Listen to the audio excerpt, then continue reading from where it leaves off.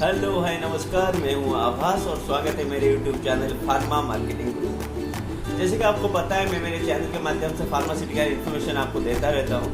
तो last video में मैं आपको फार्मास्यूटिकल रिलेटेड कितने टाइप के बिजनेस हो सकते हैं उसके बारे में बोला था। जैसे कि आपको फार्मास्यूटिकल CFA आप ले सकते हो, फार्मास्यूटिकल डिस्ट्रीब्यूशन बिजनेस कर सकते हो, होलसेल बिजनेस, और क्या फार्मास्यूटिकल रिटेल स्टोर खोल सकते हो।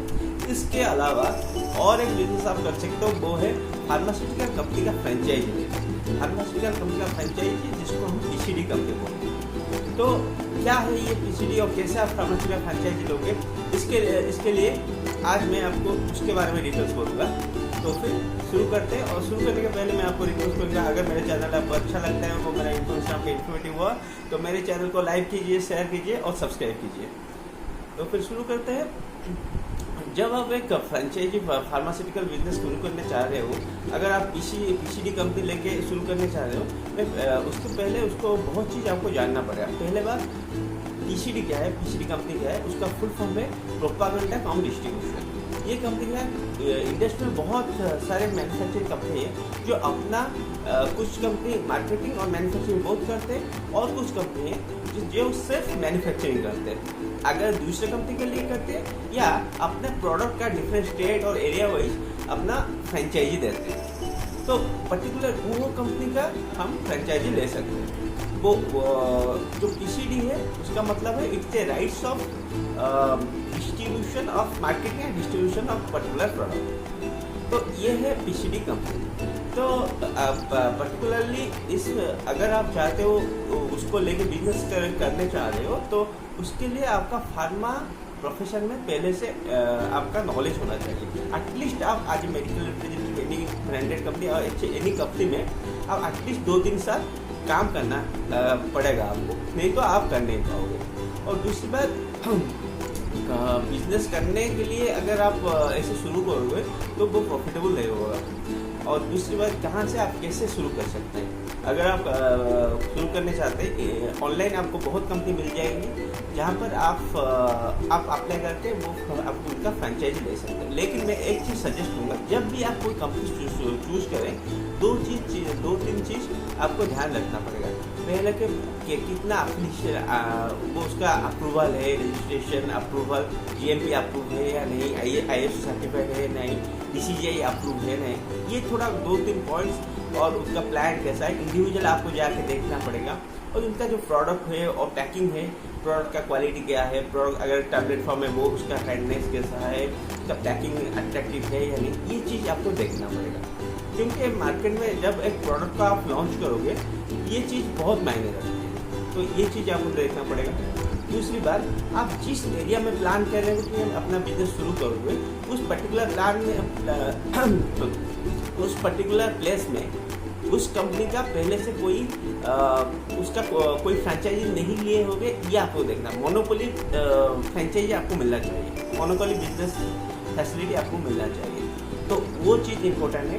और दूसरी बात है, वो कंपनी को पर्सनली आपको क्वालिटी और उसका प्रोडक्ट का एफिकेसी, ये सब पैकिंग, ये सब का आपको पहले देखना पड़ेगा, ऐसे आप कंपनी को चूज कर सकते हैं। अब दूसरा बात है, कौन सा प्रोडक्ट चूज करोगे। अगर आप इंडस्ट्री में हो तो आपका आइडिया तो होगा जिस स्पेशलिटी में आप काम कर रहे हो।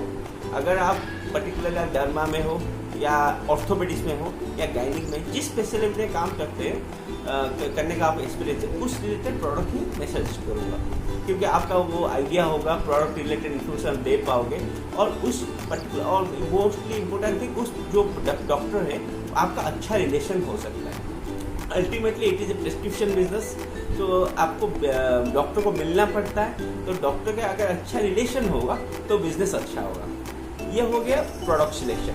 उसके बाद आपको आप कैसे रन करोगे बिजनेस। सबसे बड़ी बात, कुछ टिप्स देना चाहूँगा। अगर आप PCD कंपनी शुरू करते हो, कुछ टिप्स मैं दूंगा। पहली बात, वर्क प्रोफेशनली आपको काम करना पड़ेगा। प्रोफेशनली मतलब अगर आप फ्रेंचाइजी लेते हो तो आपको एज ए कंपनी एम्प्लॉय आपको काम करना पड़ेगा, क्योंकि ऐसे नहीं कि आप फ्रेंचाइजी ले लिए तो दूसरे काम करेंगे, आप सिर्फ कंपनी ओनर के तरह बैठ के सोचोगे बिजनेस हो जाएगा, तो फिर पॉसिबल नहीं है। और दूसरी बात, आप जब कंपनी में ये जो कंपनी का बिजनेस है वो डॉक्टर के ऊपर डिपेंड करता है। जो डॉक्टर के पास आपका अच्छा रिलेशन है उनके पास जाके आप बात करके आपका बिजनेस शुरू करते हैं। वो अगर चाहेंगे तो आपका बिजनेस रन करेगा।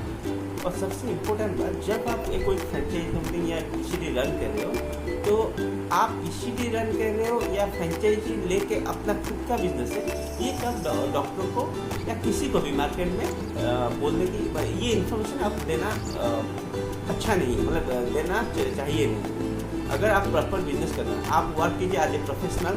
आपको जैसे कि मार्केट में पता चला आप एक कंपनी में इतना एक्सपीरियंस है इंडस्ट्री में, आप एक नया कंपनी में ज्वाइन किए हो, उसके लिए आप रेगुलरली काम कर रहे हो। और दूसरी बात, जब तो आपका डॉक्टर आपको जिसका डॉक्टर के साथ आपका अच्छा रिलेशन है उनके पास जाके आप बिजनेस पा सकते हैं। दूसरी बात, जब आप अगर आप फ्रेंचाइज ले रहे हो, आपका एक डिस्ट्रीब्यूशन नेटवर्क बना रहे हो। ऐसा नहीं कि आपको प्रॉफिट सब मिलेगा ये सोच के आप डिस्ट्रीब्यूशन में काम भी आप कर रहे हो। आप आज CFA काम कीजिए और डिस्ट्रीब्यूशन के लिए एक नेटवर्क बनाइए। डिस्ट्रीब्यूटर कुछ 2-3 डिस्ट्रीब्यूटर दीजिए एरिया वाइज और उनके थ्रू ही काम कीजिए। जो सप्लाई के लिए रिटेल में ये करें उनके थ्रू में करें। उसमें क्या होगा, आपका पेमेंट का भी टेंशन नहीं रहेगा। वो distribution network percentage distribution percentage लेके वो पेमेंट का काम कर लेंगे। तो आप as a professional sales generation, prescription generation और सेल की बात देखोगे। ये हो गया आपका वर्क का नंबर 2। और एक इम्पोर्टेंट बात, जो भी एक कंपनी जो बड़ी कंपनी जैसे प्रमोशनल स्ट्रैटेजी बनाते हैं, आपको स्ट्रैटेजी बनाना पड़ेगा। आपका एक डॉक्टर लिस्ट बनाना पड़ेगा। मे बी 20 डॉक्टर 30 डॉक्टर को एक प्रॉपर कंपनी लिस्ट बनाना पड़ेगा, डॉक्टर लिस्ट बनाना पड़ेगा, एक केमिस्ट लिस्ट बनाना पड़ेगा। आज पर कंपनी स्ट्रैटेजी, आपका जो प्रमोशनल प्लानिंग करना पड़ेगा और उसके हिसाब से कंपनी का एनी इनपुट अगर आप प्लान करें वो करना पड़ेगा। और मेनली आप जो डॉक्टर का रिलेटिव उसको जो हेल्पफुल होगा उस टाइप का प्रमोशनल चीज़ ही आप प्लान कीजिए। तो प्रॉपर स्ट्रैटेजी में आपको जानना पड़ेगा। और फिर point, most important point, market में जब भी आप कोई कंपनी रन कर रहे हो, एक क्लैरिटी रखिए। क्लैरिटी मतलब जो भी एक स्कीम हो या डॉक्टर के लिए कोई कमिटमेंट कर रहे हो बिजनेस का, तो एक क्लियरली बोलिए कि ये हम कर पाएंगे, ये नहीं कर पाएंगे। और अगर केमिस्ट या डिस्ट्रीब्यूशन में कुछ स्कीम दे रहे हो तो ये सबके लिए सेम होना चाहिए। और ऐसे नहीं कि कौन रिटेल या कौन डिस्ट्रीब्यूटर ज़्यादा ऑर्डर दे उसके लिए स्कीम दूसरा। ऐसे करने से आपका रेपुटेशन खराब हो जाएगा, क्योंकि वो रिटेल अगर बात करेंगे या डिस्ट्रीब्यूटर बात करेंगे तो आपका आप क्या कर रहे हो वो उसको पता चल जाएगा। तो उसके बाद अब बिजनेस ठीक नहीं होगा। तो यही सिर्फ बात है, उसको सीक्रेट रखना पड़ेगा। तो यही सब बात है। आप अगर PCD कंपनी रन कर रहे हो, और सबसे बड़ी बात, आप अगर फार्मा इंडस्ट्री में अगर आपका एक्सपीरियंस है और अच्छा रिलेशन है डॉक्टर के साथ, तो फिर आपके लिए ये बिजनेस बेटर होगा। तो यही सब आशा करता हूँ मेरा वीडियो आपको इन्फॉर्मेटिव हुआ होगा। और अगर मेरा वीडियो आपको अच्छा लगता है तो मेरे वीडियो को लाइक कीजिए, शेयर कीजिए और मेरे चैनल को सब्सक्राइब कीजिए और घंटी के बटन को दबाइए मेरे चैनल की नोटिफिकेशन आपको मिलने के लिए। Thank you very much. Have a nice day.